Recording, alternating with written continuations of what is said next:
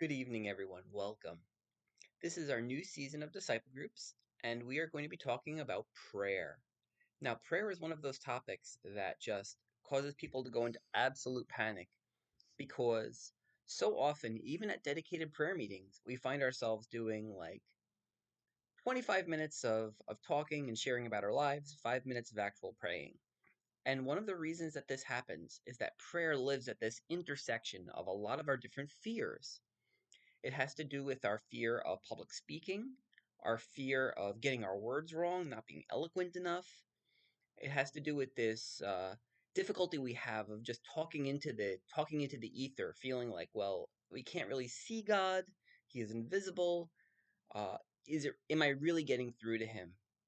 And where all of these intersect is at this uh, what we in traditional spirituality we would call it the veil of flesh, this combination of like boredom and doubt and uncertainty. And one of our goals in this semester is to get past this. We are going to push through this veil of flesh, and we're going to get into this deep experience of who God is and what God is all about. The classic phrase for that would be the glory realm.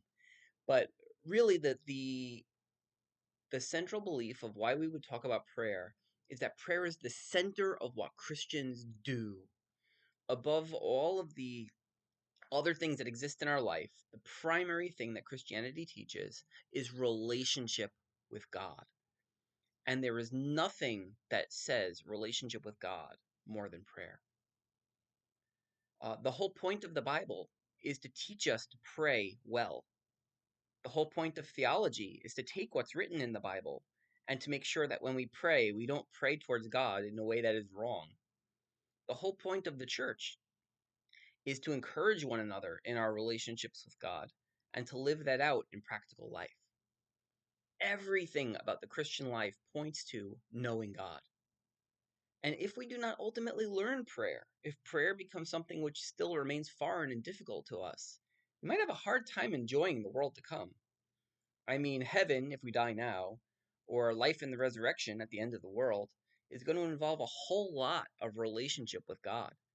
And if you never get comfortable with God, with knowing Him, with enjoying His beauty and His goodness and His splendor and His peace, it might be pretty rough for you to be with Him full time.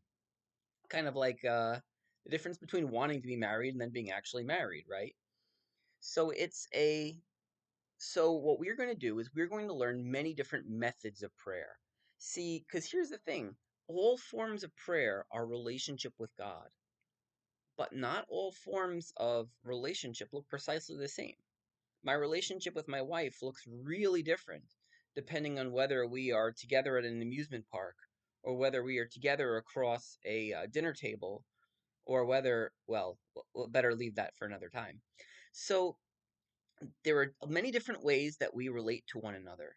And similarly, there are many different ways that we can communicate with God.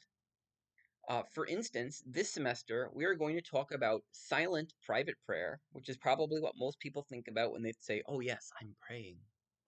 We're going to talk about public out loud prayer. We're going to talk about musical prayer, sometimes referred to rather grandly as harp and bowl. We're going to just discuss many different methods and techniques in prayer. Two-way prayer, where we pray to God and then we stop and we listen. Emergency prayer, aka how do you raise the dead? All sorts of prayer. But as we go through each of these methods, remember, it always comes back to the same and most important thing. Is God worth knowing? Is He worth talking to? Do I know what I want in coming to Him? And am I willing to express myself to Him?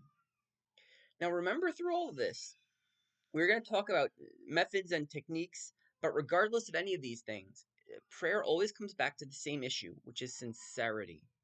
And if you are sincere to God, you tell Him what you want, you listen to Him to see what He really wants, you'll be just fine. So let's not be afraid. Let's not get caught up in what if I'm not eloquent enough? What if I make a theological mistake?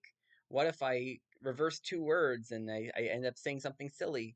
Let's not worry about that stuff. Jesus said that the only way to pray wrong is to pray insincerely. The parable of the Pharisee and the tax collector. So let's go for it, guys. Let's talk about prayer tonight and let's enjoy our evening. I'll see you next week.